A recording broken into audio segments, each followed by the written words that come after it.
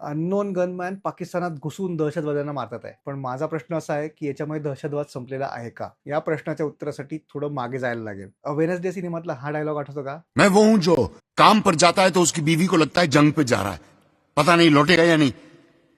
हर 2 घंटे बाद फोन करती है कि चाय पी के नहीं, खाना खाया कि नहीं। दरअसल वो ये जानना चाहती है कि मैं जिंदा हूं या नहीं।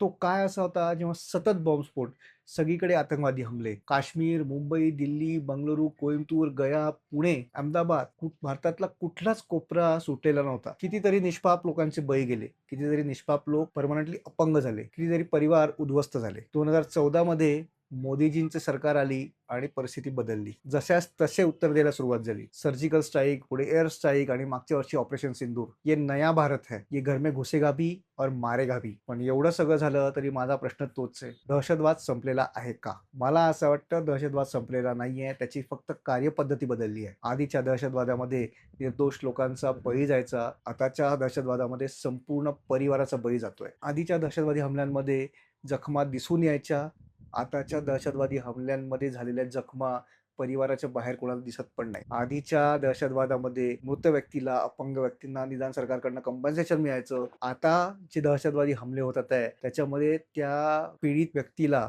तिला बिचारीला अशा यातना सहन कराव्या लागतात आहे की त्या परिवाराला असं वाटतं की अशा जगण्यापेक्षा मरण बरं. नाशिकमध्ये उघडकीस आलेली कॉर्पोरेट जिहादची घटना असो, अमरावतीच्या परळवाड्यामध्ये उघडकीस आलेली लव्ह जिहादची घटना असो, कितीतरी घटना घडतात आहे आणि या घटनेमध्ये कितीतरी परिवार हे गंभीररित्या जखमी होतात आहे, पण त्या जखमा परिवाराच्या बाहेर कोणाला दिसत पण नाहीयेत. हा दहशतवाद नाहीये का? एक स्मार्ट मुलगा कोणाच्या तरी माध्यमातून एखाद्या मुलीशी मैत्री करतो, विश्वासाचं नातं निर्माण करतो.